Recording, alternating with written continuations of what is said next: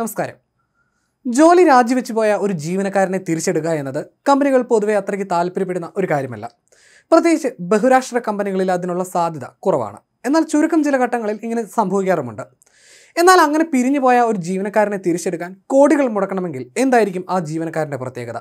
അത്തരത്തിലൊന്നാണ് അടുത്തിടെ ഗൂഗിളിൽ സംഭവിച്ചിരിക്കുന്നത്. $2.7 ബില്യൺ നൽകിയാണ് ഈ ജീവനക്കാരനെ തിരിച്ചെടുത്തത്. രൂപയിൽ കണക്കൂട്ടുമ്പോൾ ഇത് ഏകദേശം 22,625 കോടിയോളം വരും. 48-കാരനായ നോം ഷസീറിനെയാണ് ഗൂഗിൾ ഇത്തരത്തിൽ തിരിച്ചെടുത്തത്.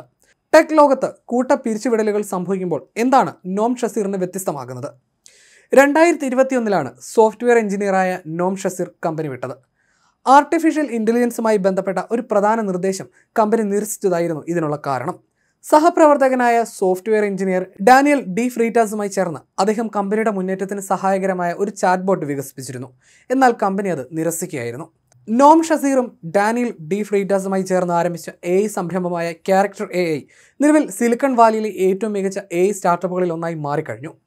കഴിഞ്ഞ വർഷം $1 ബില്യൺ മൂല്യമാണ് ഈ സംരംഭം നേടിയെടുത്തിരിക്കുന്നത്. എന്നാൽ ജെമിനിയുടെ വികസനം ഉൾപ്പെടെ ഗൂഗിളിന്റെ ആർട്ടിഫിഷ്യൽ ഇന്റലിജൻസ് മുന്നേറ്റങ്ങൾക്ക് നോം ഷസീറിന്റെ തിരിച്ചുവരവ് നിർണായകമായതിനാലാണ് ഗൂഗിൾ അദ്ദേഹത്തിന് വലിയ വില നൽകി അദ്ദേഹത്തെ തിരികെ എടുത്തിരിക്കുന്നത്. ക്യാരക്ടർ AIയുമായിട്ടുള്ള വിപുലമായ സഹകരണത്തിന്റെ ഭാഗമാണ് ഷസീറിന്റെ ഗൂഗിളിലേക്കുള്ള തിരിച്ചുവരവ്. 2 കമ്പനികളും ഒരു നോൺ എക്സ്ക്ലൂസീവ് കരാറിൽ ഒപ്പുവെച്ചിട്ടുണ്ട്. മുൻ ഗൂഗിൾ CEO എറിക് ഷ്മിത്ത് പോലും ഷസീറിന്റെ AIയിലെ മികവ് തിരിച്ചറിഞ്ഞിരുന്നു. 2015 തന്നെ വൈദഗ്ധ്യമുള്ള AI മോഡലുകൾ നിർമ്മിക്കാൻ ഷസീറിനാകുമെന്ന് ഷ്മിത്ത് അഭിപ്രായപ്പെട്ടിരുന്നു. ഇതുകൂടാതെ AIയുടെ ദുരുപയോഗം തടയുക എന്ന ലക്ഷ്യത്തോടെയുള്ള പ്രവർത്തനങ്ങൾ ഗൂഗിൾ നടത്തി വരുന്നുണ്ട്. IT രംഗത്തെ പ്രമുഖ ഇന്ത്യൻ കമ്പനികളായ ടാറ്റ കൺസൾട്ടൻസി സർവീസ്, ഇൻഫോസിസ്, വിപ്രോ തുടങ്ങിയവയും മൈക്രോസോഫ്റ്റ്, ആമസോൺ തുടങ്ങിയ ആഗോള IT ഭീമന്മാരും ഉൾപ്പെടെ 100-ലധികം ടെക് കമ്പനികൾ യൂറോപ്യൻ യൂണിയന്റെ ആർട്ടിഫിഷ്യൽ ഇന്റലിജൻസ് നിയമങ്ങൾ പാലിക്കുന്നതിനുള്ള ചട്ടക്കൂടിൽ ഒപ്പുവെക്കുന്നതിന് തയ്യാറെടുക്കുകയാണ്. AI നിയമ നടപടികൾ നടപ്പിലാക്കുന്നത് മുൻകൂട്ടി ആസൂത്രണം ചെയ്യുക, പ്രോത്സാഹിപ്പിക്കുക തുടങ്ങിയ ഉദ്ദേശങ്ങളോടെ അവതരിപ്പിച്ച AI പാക്റ്റിൽ കമ്പനികൾ നേരത്തെ തന്നെ ധാരണയിലെത്തിയിരുന്നു. 2027 ഓഗസ്റ്റിൽ മേഖലയിൽ AI നിയമങ്ങൾ പൂർണ്ണമായും നടപ്പിലാക്കുന്നതിനുള്ള പദ്ധതികളാണ് ആസൂത്രണം ചെയ്യുന്നത്. ഉത്തരവാദിത്തത്തോടെയുള്ള AI വികസനം ലക്ഷ്യമിട്ടാണ് AI നിയമങ്ങൾ സംബന്ധിച്ച ചട്ടക്കൂട് തയ്യാറാക്കുന്നത്. അതേസമയം ഇതുകൂടാതെ ഗൂഗിൾ ക്രോമുമായി ബന്ധപ്പെട്ട വലിയൊരു സൈബർ ആക്രമണ സാധ്യതയെക്കുറിച്ച് ഇപ്പോൾ കേന്ദ്ര സർക്കാർ മുന്നറിയിപ്പ് നൽകുന്നുണ്ട്. മൊബൈലിലോ ലാപ്ടോപ്പിലോ ഗൂഗിൾ ക്രോം ഉപയോഗിക്കുന്നവർ സൂക്ഷിക്കണമെന്നതാണ് കേന്ദ്രത്തിന് കീഴിലുള്ള കമ്പ്യൂട്ടർ എമർജൻസി റെസ്പോൺസ് ടീം മുന്നറിയിപ്പ് നൽകിയിരിക്കുന്നത്.